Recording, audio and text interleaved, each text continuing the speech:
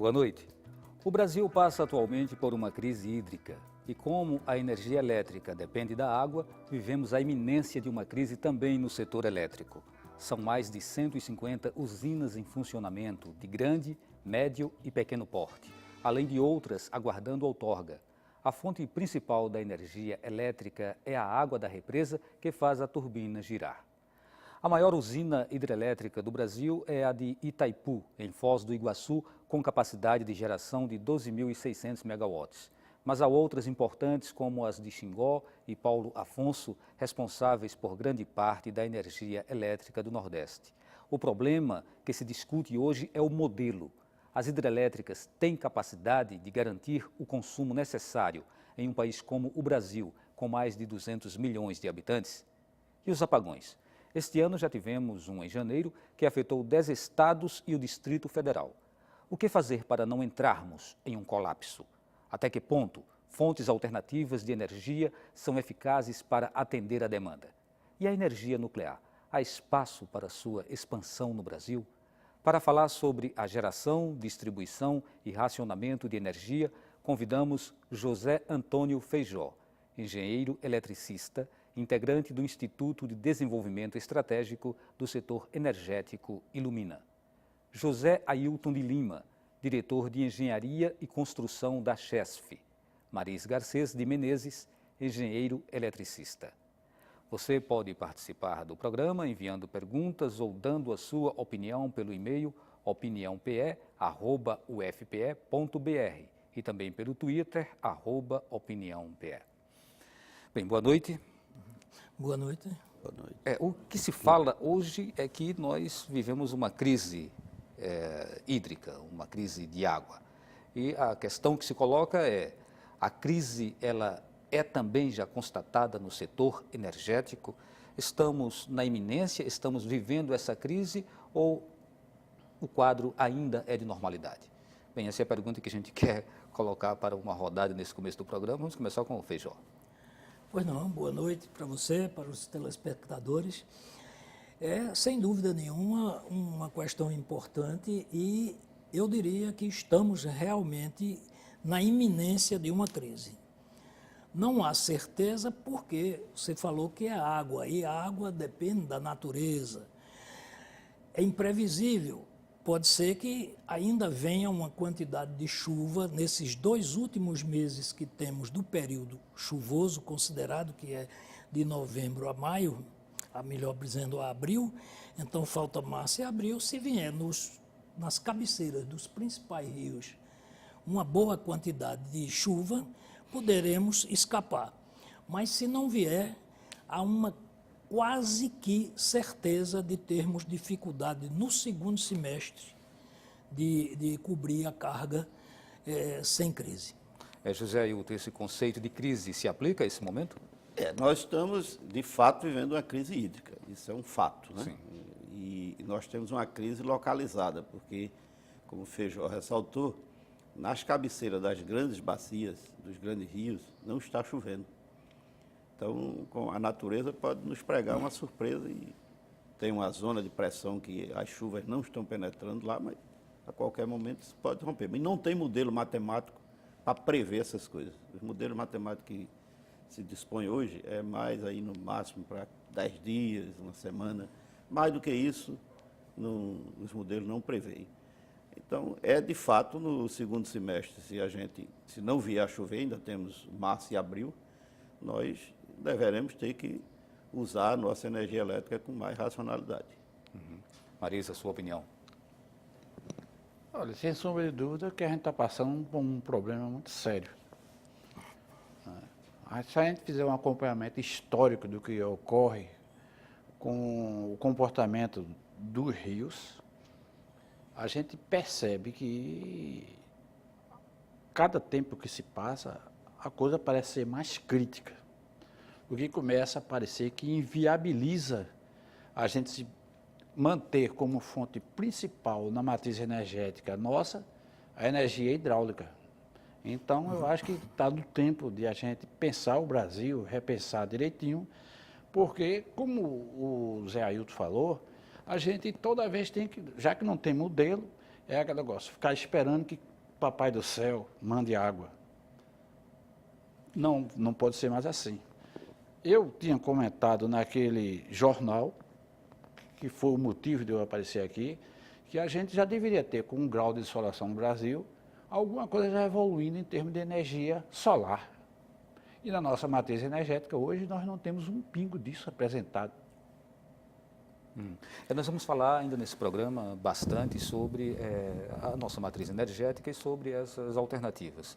Eu queria ainda que a gente, mais um pouquinho, pudesse fazer um diagnóstico mais profundo dessa realidade, dessa crise iminente, como o Feijó coloca. Exatamente, essa que é a questão.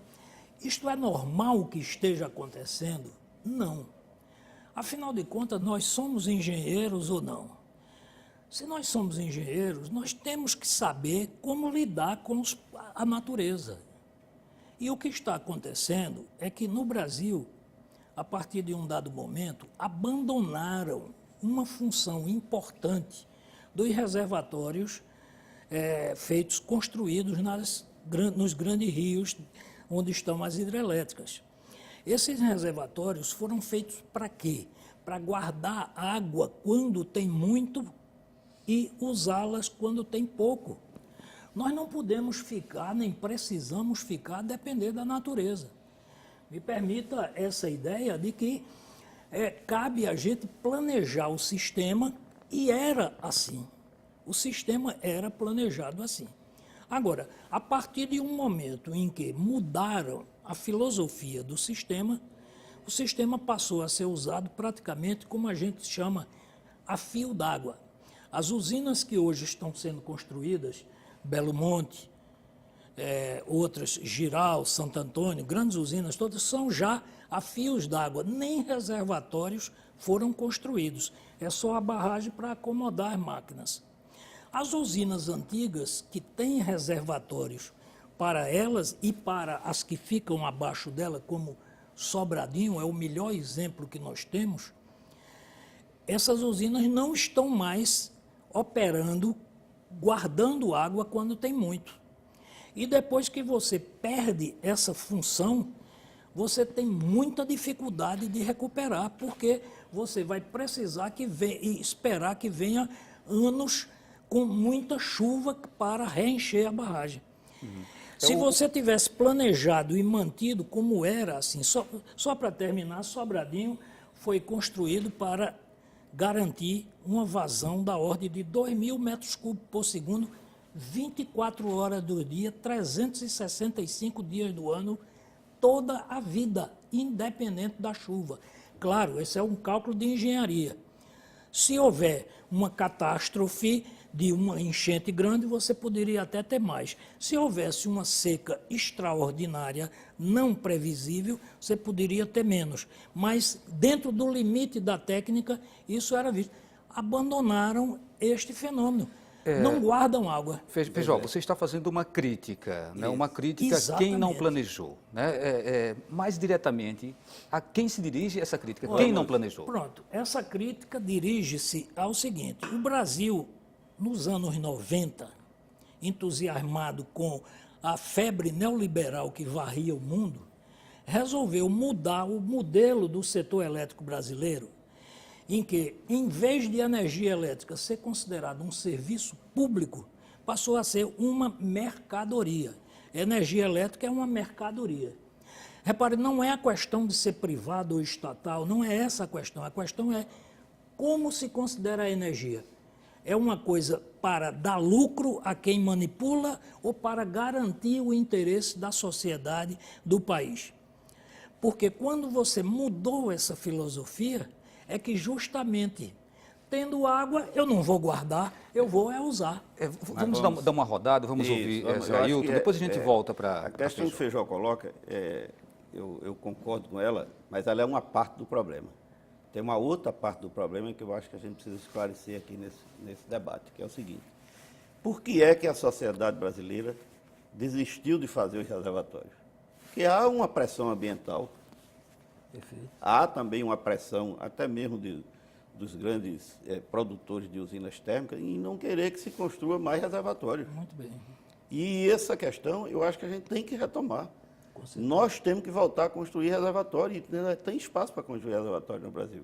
Então, nós hoje estamos num dilema que é, as pessoas, os grupos ambientais, por exemplo, criticam porque você hoje está com um problema por conta da fonte da crise hídrica, mas ao mesmo tempo proíbe de fazer o reservatório.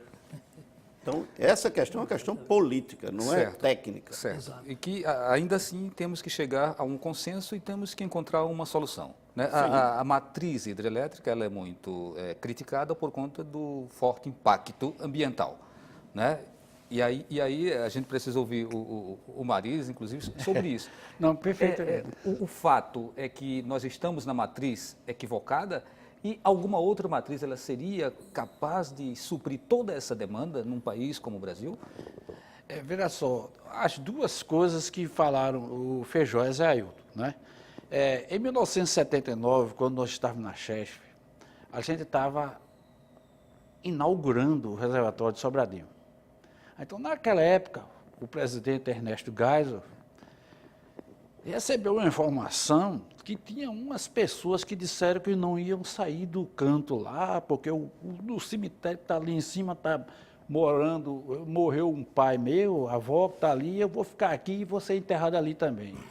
Aí disseram, eu não estava presente, que Geisel disse o seguinte: bem, manda dar uma enchidinha e manda os barquinhos na medida que for. Eu quero ver se eles não saem. Aí, então, é aquela questão. Evoluímos democraticamente como nação, evoluímos. Mas nós evoluímos no processo decisório, quando a gente abre demais, quando se fala de democracia, e depois vê esses entraves. Olha, para Belo Monte, para Giral, para Santo Antônio. Se essas usinas talvez não tivessem atrasado, a gente não estava hoje nem aqui fazendo esse debate. Eu nem teria escrito artigo, coisa nenhuma, e ninguém nem estava preocupado com isso. Vamos voltar para... Mas eu tenho uma questão mais assim a colocar, que é a questão da matriz energética, que eu acho que também a gente precisa deixar claro aqui, que é o seguinte: nos anos 70, praticamente a matriz energética brasileira é só hidrelétrica, quase 100%. Nós hoje já não somos só hidrelétrica, nós hoje temos um parque térmico associado, cerca de 16 mil megawatts. Muito forte. Nós temos um parque eólico, que agora, no final de 2015, nós vamos chegar a 4 mil megawatts de potência instalada no Nordeste. No Nordeste. Ou seja, quase a metade de uma CHESS. Em 2016, nós vamos chegar a 7 mil megawatts, ou seja, 70% de uma CHESS. Em 2018, nós vamos chegar no Nordeste a 10 mil megawatts de potência instalada de eólica. Isso é uma CHESS de eólica. Então, a matriz energética ela está mudando, sim. Agora, ela não muda na velocidade que, às vezes, as pessoas imaginam que seja possível. Veja, nós levamos 65 anos para construir 10 mil megawatts. E nós estamos construindo 10 mil megawatts de eólica em 6 anos, 7 anos. Se a gente for, então, considerar que a mudança na matriz energética é solução, então aquela discussão, aquele argumento todo sobre o planejamento, ele se perde agora, Feijó? Não, veja bem, tudo que foi dito... Se devêssemos estar planejando a mudança da matriz energética e não a hidrelétrica, né? Porque a sua crítica era ao não planejamento da hidrelétrica. Há muita coisa. Agora, justamente é que há um grande equívoco em tudo isso. Quer dizer, não se muda matriz energética porque se queira ou porque seja bonito. A questão é a seguinte: a energia é uma só. Há um grande equívoco, muita gente que fala que não entende das coisas, mas a energia é uma só. O que importa é que essa energia apresenta-se de diferentes formas para você usá-las. E nem sempre está disponível para a gente usar aquela que a gente acha melhor. Então, veja bem, eu tenho uma matriz energética de acordo com as minhas disponibilidades. Se o Brasil tem energia hidroelétrica disponível, ele deve usar até onde pode. Se ele tem energia solar disponível, ele deve usar até onde pode, e assim todas as outras eólicas. Agora, isso não se faz com passe de mágica. Existe alguma coisa que chama-se economia e depois também tecnologia. Veja bem, energia eólica e energia hidráulica e energia solar não são competidoras de energia hidrelétrica. Você vai entender o que eu estou querendo dizer da seguinte maneira. Agora de noite não tem sol. De onde é que você ia tirar a energia solar agora? O vento, você tem uma usina eólica, você tem, ao longo do dia, ela passa desde zero de vento até o máximo que ela pode suportar. E, consequentemente, a variação da energia dela. E são grandezas que você não domina. Feijó. Então, só para completar, essas duas energias, elas são complementares a uma outra que nós chamamos energia de base, que é aquela que você domina, comanda e que ela se adapta.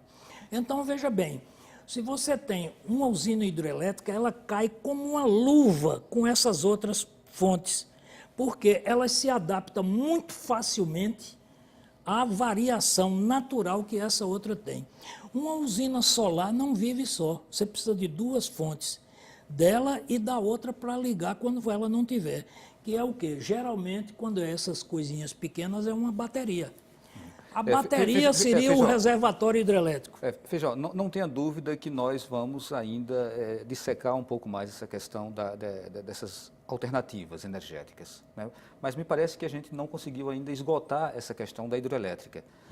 Fala-se que as barragens elas estão com problema, né? E atribui-se muitas vezes o problema à falta de chuva. O problema se torna divino, o problema se torna da natureza. Né? E depois se fala em falta de planejamento. E eu queria saber inicialmente, qual é hoje a relação da energia, aliás, da geração de energia hidrelétrica para o consumo no Brasil? Isso corresponde a quanto por cento? 60%. 60%. Então, me permita, Zé, atualmente, se você pegar hoje, é em torno de 70%, certo, de geração. Então nós temos que conversar muito ainda sobre essa energia hidrelétrica. Só que a gente precisa fazer um intervalo. E lembrando que você pode participar do programa enviando perguntas ou dando a sua opinião pelo e-mail opiniãope@ufpe.br. A gente volta daqui a pouquinho.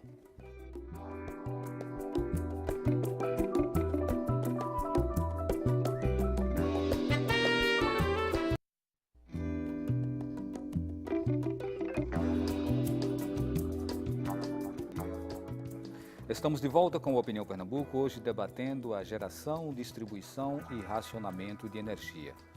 Bem, no bloco anterior a gente chegou no finalzinho dele falando sobre a importância da matriz hidrelétrica, né, que foi falado aqui entre 60% e 70% da energia do Brasil. Ou seja, hoje o Brasil depende fundamentalmente desse modelo. E ainda temos apagões. Em janeiro a gente teve um apagão, né, como a gente falou inclusive na abertura desse programa, que afetou 10 estados e mais o Distrito Federal. Por que acontece o apagão? São duas coisas diferentes. Eu acho que a questão que inclusive preocupa mais a sociedade é a questão do racionamento, propriamente dito. O racionamento é não ter a energia. O apagão é um episódio. O apagão é uma coisa que é um defeito que pode acontecer em qualquer sistema construído pelo homem.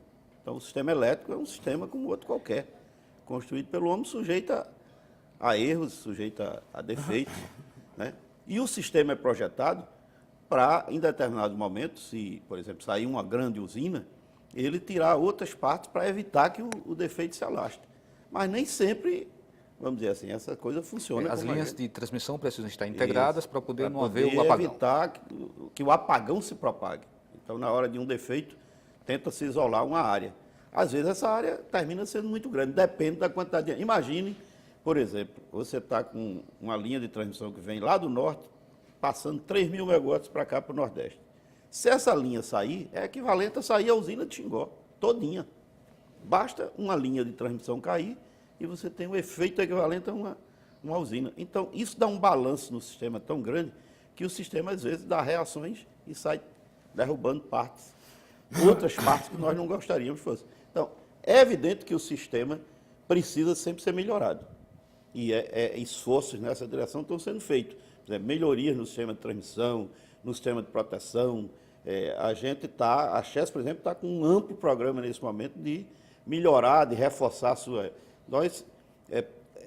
rede de transmissão. Nós partimos, em 6 anos, nós estamos botando praticamente 30% das subestações que nós construímos em 60 anos.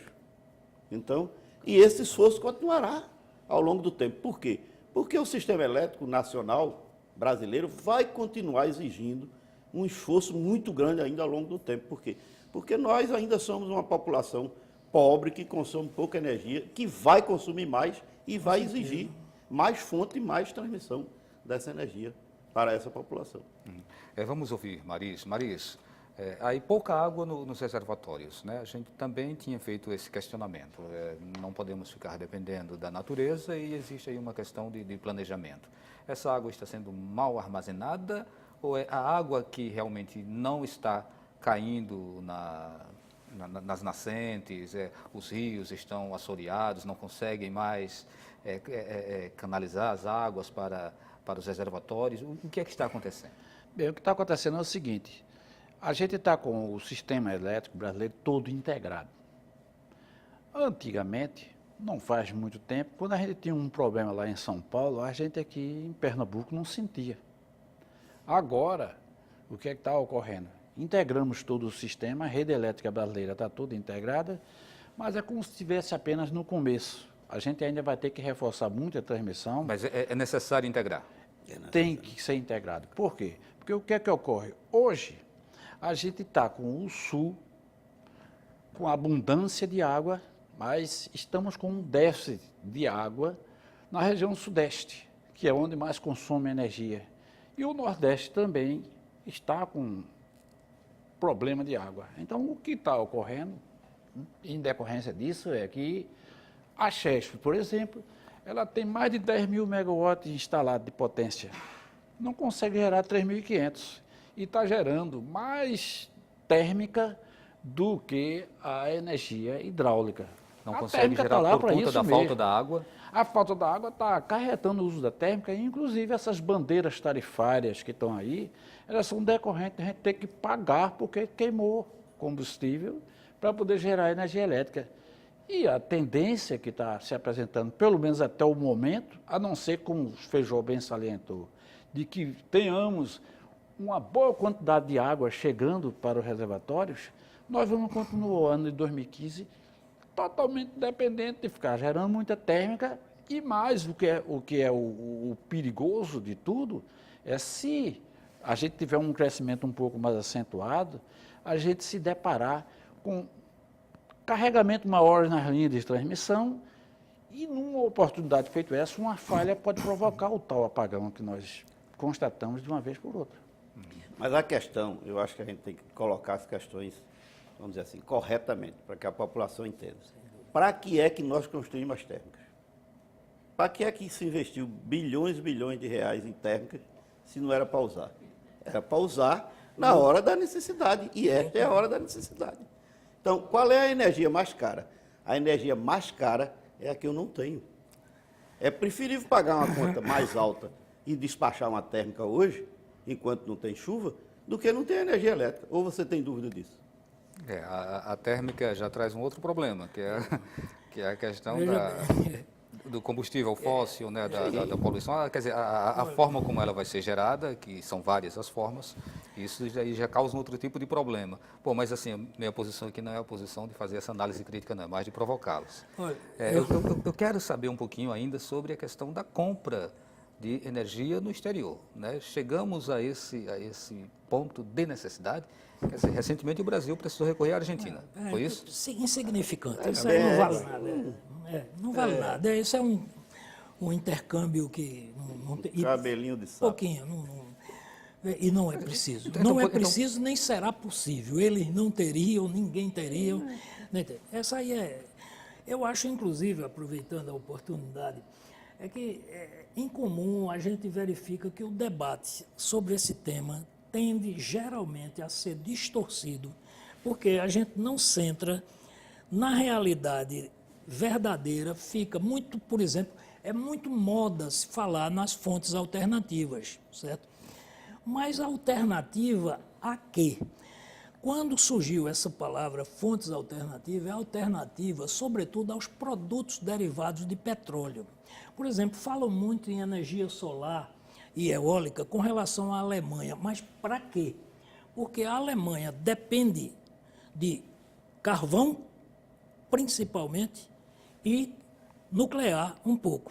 E eles queriam se livrar disso com energia dita limpa. Hidroelétrica eles não têm.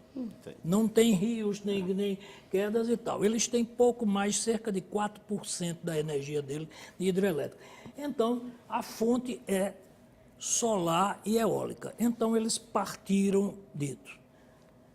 Há um oba-oba no Brasil sobre isso que eu desconfio que é lobby das empresas que estão perdendo o mercado lá, porque deram com os burros na água. A verdade é essa, deram com os burros na água e estão querendo vir empurrar para o Brasil. Eu tenho aqui, eu posso lhe mostrar, artigo publicado aqui na Folha, no estado de São Paulo. Está aqui o título, você pode ver, leia o título aí desse artigo. Energia solar vira pesadelo alemão. Essa é uma matéria no Der Spiegel, que é a revista mais importante da Alemanha. Pode olhar aí. E que foi traduzida pelo Jornal do Estado de São Paulo. Porque Feijó chamou a atenção para uma coisa importante. A energia eólica ela é cara. Porque eu preciso botar uma fonte aqui eólica, preciso botar uma outra de lado. Pois é, aquilo que eu já falei. Agora, veja bem, vamos insistir, me permita, nessa questão, porque eu não estou contra nem a solar nem a eólica. A eólica, inclusive, eu estou a favor demais.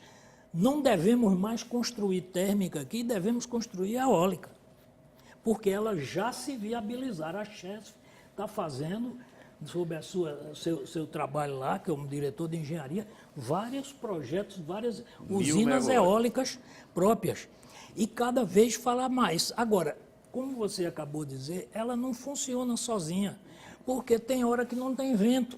E você não pode botar, é pior do que a chuva, porque a chuva você pode controlar com o reservatório. Só para completar, criaram no Brasil uma demonização das hidrelétricas para o impacto. Impacto, não existe obra que você faça na face da terra que não cause impacto. Este lugar que a gente está aqui não era assim. A construção desse prédio causou um impacto aqui, na beira do rio, aí, em tudo e tal. Não tenha dúvida. O que nós somos engenheiros, e eu repito isso, para quê?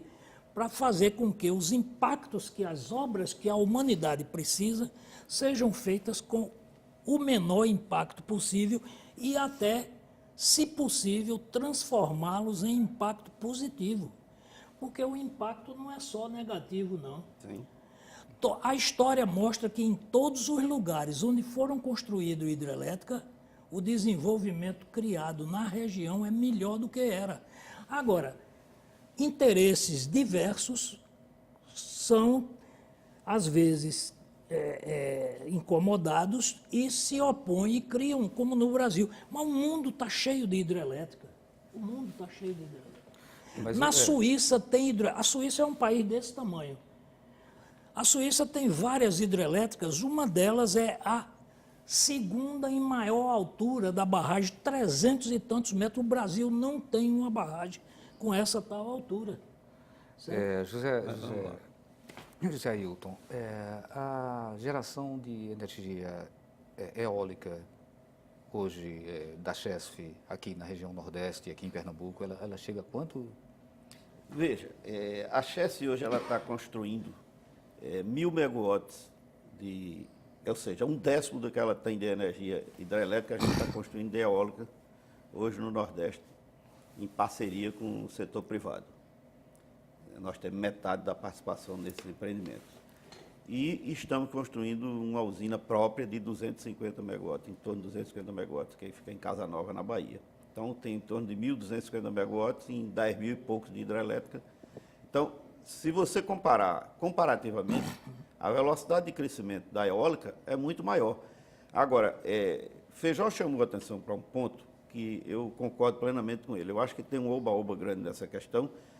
Eu acho que ainda tem um parque, inclusive no Nordeste, nós temos um potencial eólico de mais de 70 mil megawatts. Ou seja, nós temos um potencial eólico que é mais de 7 vezes a Chess. Então é muita energia eólica que a gente ainda tem para explorar. Mas essa energia, primeiro, quando a gente implantar, vai causar impacto.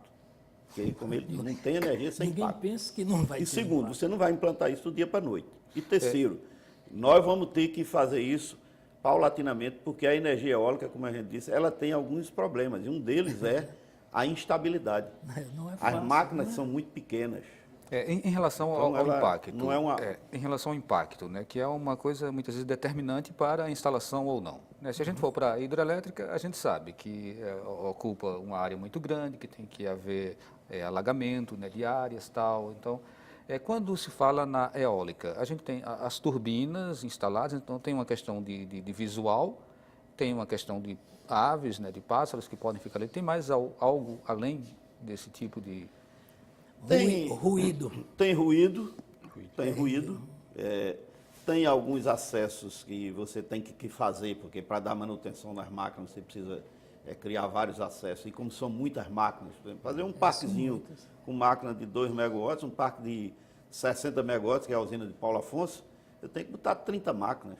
Mas relativamente é menor do que o da hidrelétrica. No entanto, é preciso muito mais pontos instalados para poder você... É relativo, obter. É relativo porque é isso que eu estou dizendo. Veja, eu ocupo uma área também com a eólica.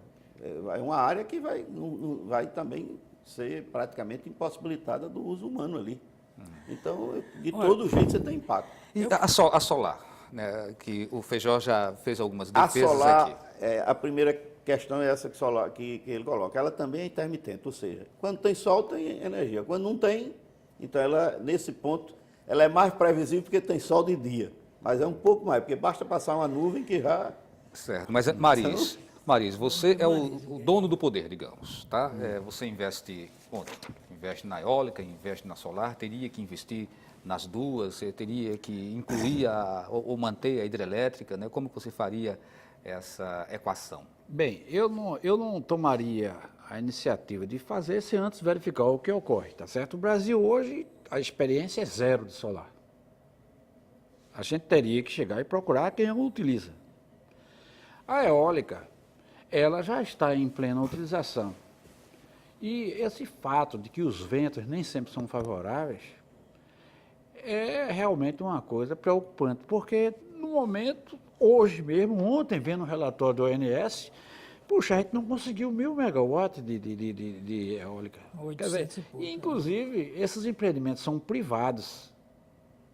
O que é que ocorre? A pessoa é privado, é meio a meio com uma empresa como a Chesf, então a pessoa tem que ter muito conhecimento histórico de comportamento de ventos para poder chegar e fazer investimento dessa natureza. Quer dizer, com o conhecimento da história é mais fácil. Então, no momento, o que me parece mais favorável é a gente se preocupar em fazer o investimento na solar, na eólica, desde que tenhamos uma consciência de que os ventos nos serão favoráveis. Sim, isso serão. Em um momento aqui nesse debate, hoje, se discutiu a questão da democracia, né? A democracia que envolve a mobilização da sociedade para discutir o que é que ele entende que seja melhor, né, para o futuro do país. Eu gostaria que a gente trouxesse de volta essa questão no próximo bloco. E agora a gente precisa fazer mais um intervalo e a gente volta daqui a pouquinho.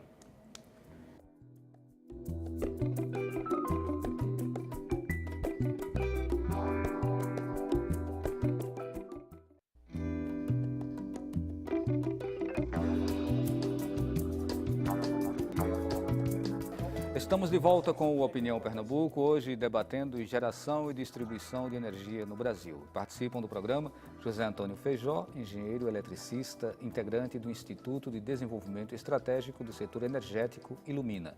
José Ailton de Lima, diretor de Engenharia e Construção da Chesf. Maris Garcês de Menezes, engenheiro eletricista do escritório da Eletronuclear em Pernambuco. Bem, é quando vocês devem ter percebido, quando a gente voltou, ainda restava aqui um pouco de uma discussão muito já acalorada aqui no intervalo, né? Então, Pois é, eu queria estamos partir daí já. Veja bem, a já gente entrei está falando também, do planejamento. E o planejamento ele não é uma coisa neutra. E não é uma coisa que assim, é feita, não é um plano. Um plano é uma coisa, um planejamento é outra. E eu acho que a sociedade tem sim que discutir essas questões. Mas aí a gente tem que partir de algumas coisas, como se colocou aqui. Por exemplo, hidrelétrica. Hidrelétrica, o Brasil tem uma história na hidrelétrica. A gente tem quadros de engenheiros, de empresas construtoras, de empresas projetistas, que você não vai simplesmente jogar isso na lata do lixo do dia para a noite. Então, nós vamos continuar investindo em hidrelétrica ainda por muito tempo. Eólica, ela amadureceu fora do Brasil. Já é uma indústria madura, não é uma indústria mais verde. Mas para a gente aqui, ela ainda é verde. Nós estamos chegando aí a 10 mil, 12 mil megawatts e vamos crescer. temos potencial para crescer mais rapidamente, mas isso vai levar um tempo. Isso. Solar, ela é uma indústria que ela tem um crescimento ainda tecnológico a ser feito fora, não é uma indústria tão eficiente como se pensa. Por exemplo, às vezes as pessoas não imaginam, mas para fazer uma célulazinha fotovoltaica daquela, o aproveitamento de material é 40%. Não chega a 50%. Ou seja, eu pego uma quantidade enorme de material aqui, queimo, faço, boto produto químico, para no final sair 40% lá de aproveitamento. E, como o Feijó estava lembrando aqui durante o nosso debate interno, as células fotoelétricas, elas melhoraram muito pouco o rendimento ao longo desses últimos anos. Então, tem muito desenvolvimento tecnológico para avançar. É uma energia ainda cara do ponto de vista da implantação e do ponto de vista da manutenção dela. Porque na hora que quebra, a solar tem esse problema. Quebrou, você tem que substituir a pecinha lá e botar outra. Acabou a conversa.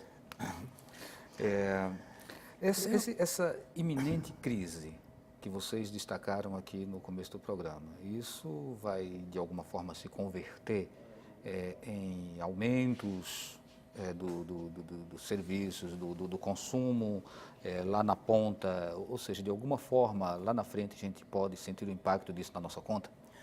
Olha, eu acho que nós já sentimos, já estamos sentindo gravemente essa conta que está saindo.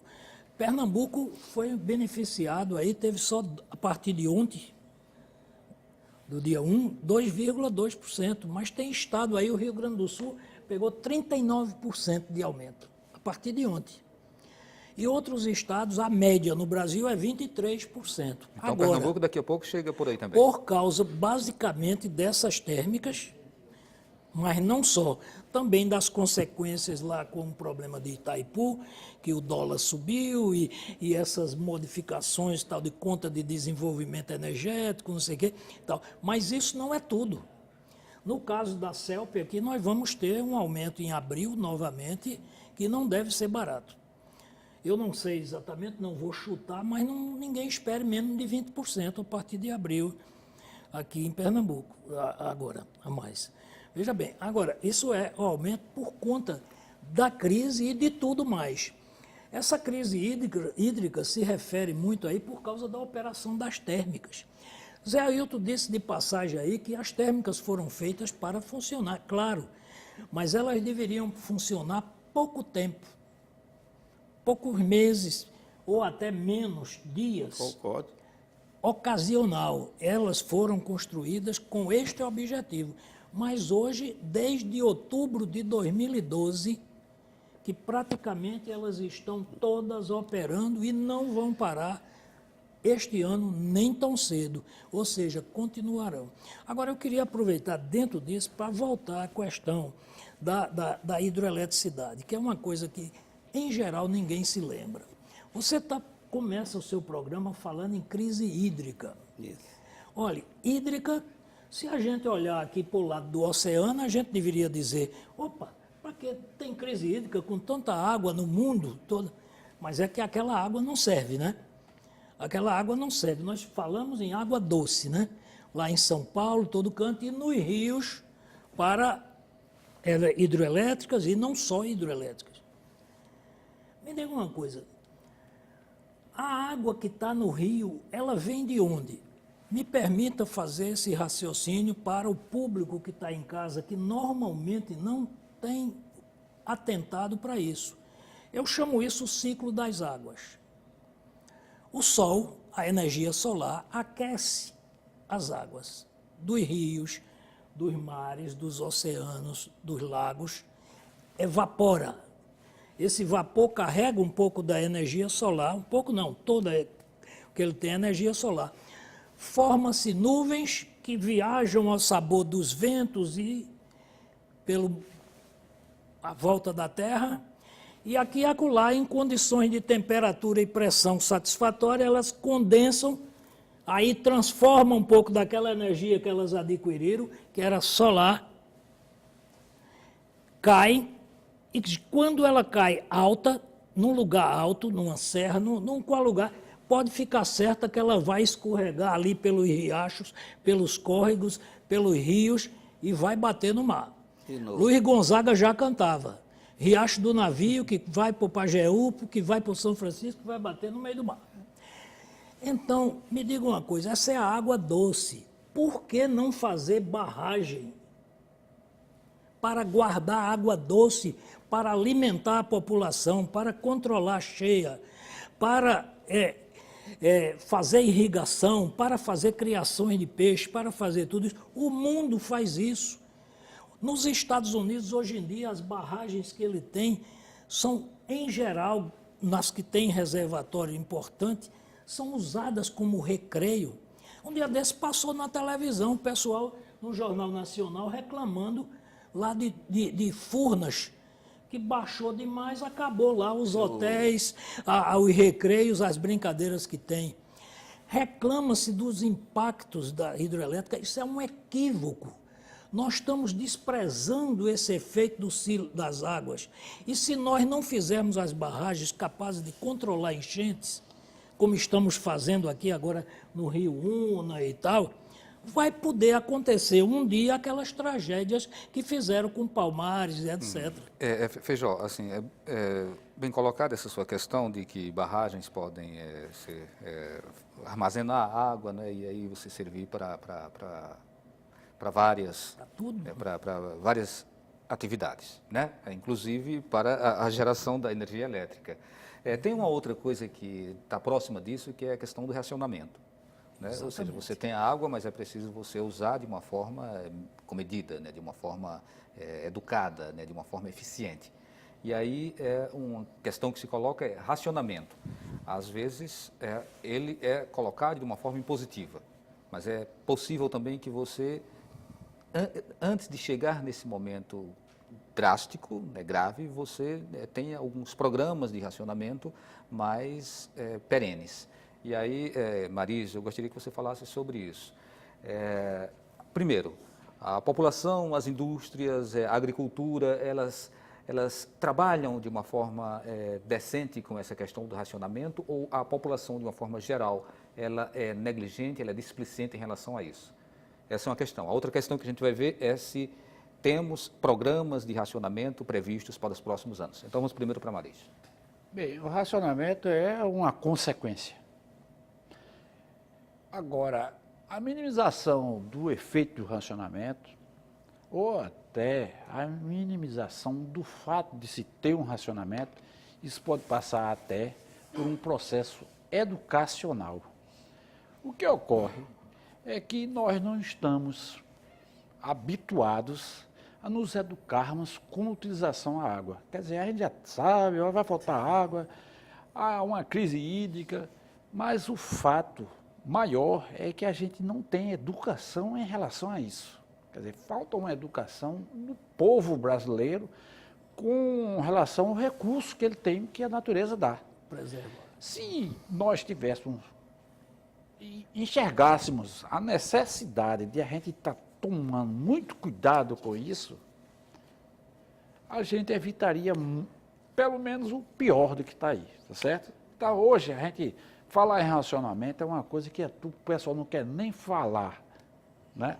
Salvo o caso de São Paulo, está faltando água lá nas torneiras, daqui a pouco vai falar. Agora, para a crise energética, você veja que nós não temos tanto problema, porque a gente já teve a alternativa das fontes complementares. Então, nós não estamos racionando e nem estamos falando em racionar. A gente pode chegar a pensar nisso, quer dizer, com a água, às vezes é dia sim, dia não, dia sim, 3 dias não, mas com energia a gente não consegue imaginar essa possibilidade. Veja, a gente tem que distinguir aqui uma coisa que é a eficiência energética, que é inclusive uma coisa que tem um programa grande do governo, que é o Procel, que é você, por exemplo, fabricar uma geladeira que consuma menos energia. Na hora que você faz isso, você está consumindo menos água que está armazenada lá nas barragens. As lâmpadas mais eficientes, sai por aí. Tem um programa de eficientização de equipamentos para poder reduzir o consumo de energia elétrica. E isso, evidentemente, tem um custo, porque se você for trocar a lâmpada da sua casa toda para botar a lâmpada eficiente, você tem que pagar pelo investimento das lâmpadas. Você precisa fazer uma continha para ver se vale a pena aquela substituição. Tem uma outra a contribuição coisa. de cada cidadão, ela pode fazer efeito nessa Sim, conta? claro. O consumo de energia elétrica da população residencial é muito alto. Então, é cerca de 30% da energia total do Brasil. A outra coisa é a racionalização do bem, porque uma coisa é eu ter um equipamento eficiente, outra coisa é usá-lo racionalmente. Eu posso ter um ferro elétrico muito bom, que consome pouca energia, mas eu uso ele mal. Ligo ele toda hora, deixo lá esquentando, então estou usando irracionalmente.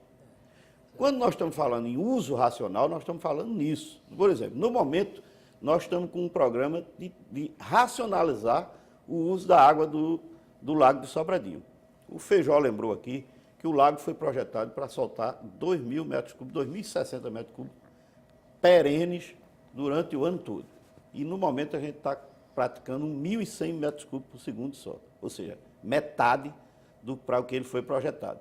E estamos já trabalhando na possibilidade de reduzir para 1.000. E aí tem uma crítica, evidentemente, da população ribeirinha, que diz, a Chesf está segurando água. Não, a Chesf não segura água. A Chesf, ela sabe que a água que está lá no lago é finita. Se eu hoje começasse a soltar 2.000 metros cúbicos por segundo, eu ia acabar a água rapidinho. Zerava. Então, essa seria uma atitude burra da companhia, né? Apesar de que quem define o uso da água não é a Chesf, quem define é o operador nacional. Mas essas coisas, elas são vistas. Só que quem está lá na ponta, usando o rio, acha que não, que, olha, tem que soltar água. E essa é uma atitude irracional. Então, quando a gente está falando aqui em racionalizar o uso, nós estamos falando disso. Eu tenho que racionalizar o uso da água, né? Eu tenho que racionalizar o uso dos meus equipamentos, para poder eu dispor desse bem econômico por mais tempo. Fazer as mesmas coisas por mais tempo. Certo. Feijó, Você falou sobre o racionamento. Eu queria... Rapidinho, por favor, que a gente só tem 5 minutos. Nisso aí. Você fecha, conclui isso aí que você está pretendendo. Exatamente. Olha, veja bem, o racionamento, você colocou, nós falamos em início que estamos numa iminência que se não vier chuva forte aí nos próximos 2 meses, a probabilidade é altíssima do racionamento a partir de junho, julho, por aí assim. Então, vejamos bem, lembra que nós tivemos um racionamento pesadíssimo em 2001 até 2002, foram 9 meses seguidos de racionamento. Por que esse racionamento ainda não ocorreu esse ano? E ocorreu naquele momento exatamente porque lá não tinha térmica suficiente.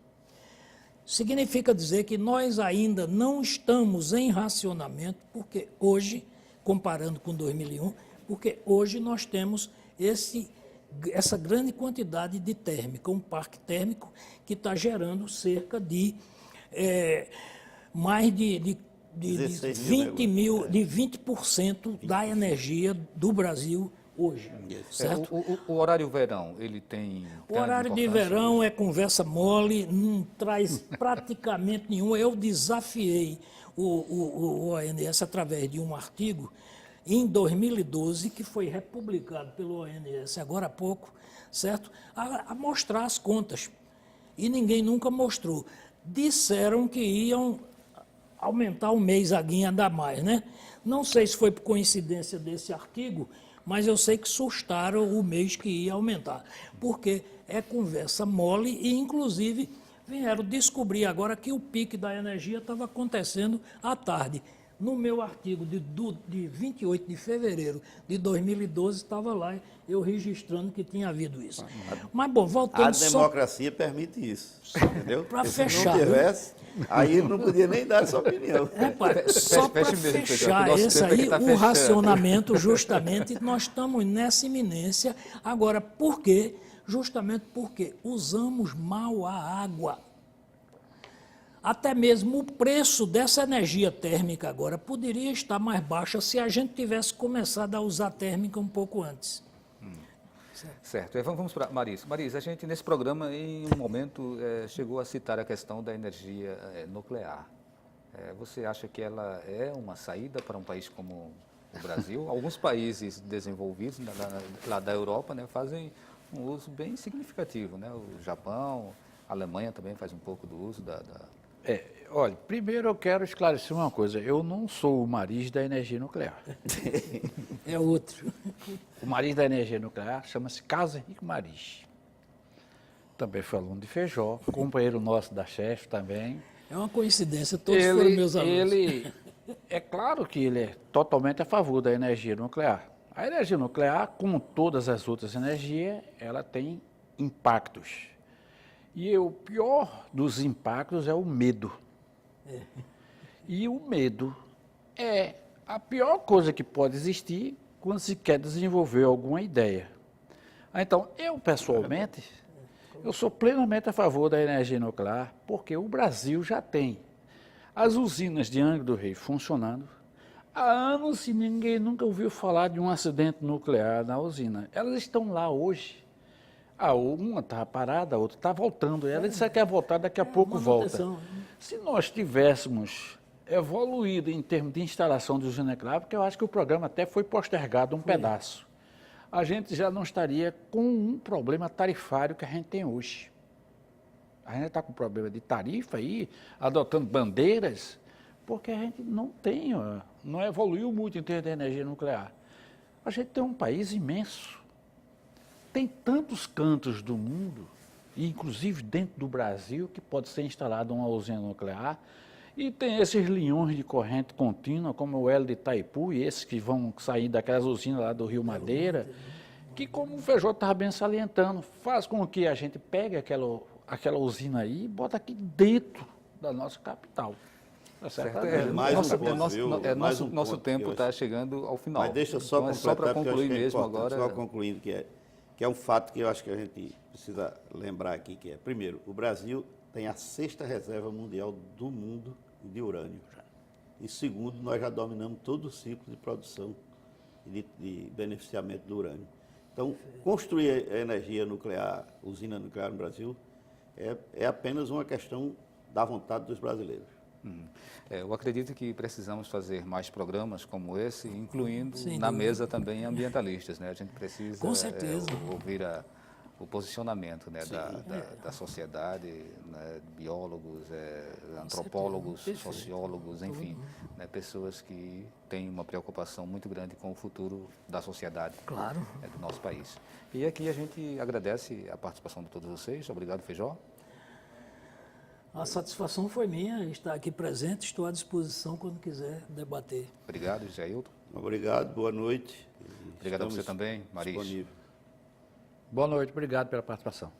Obrigado a você também que está em casa acompanhando o nosso programa e a gente fica por aqui. Até um próximo encontro.